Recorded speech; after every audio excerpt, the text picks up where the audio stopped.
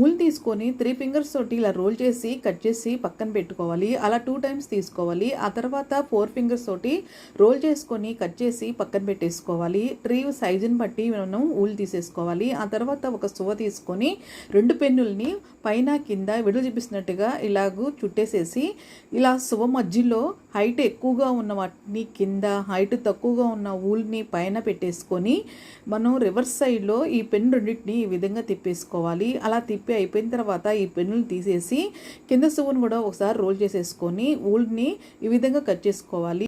ఇప్పుడు ఒక drink glass తీసుకొని హైట్ తక్కువగా ఉండే విధంగా గ్లాస్ని కట్ చేసుకోవాలి. హోమ్ షీట్ తోటి స్టాండ్ చేసి పైన అంటించేసుకోవాలి.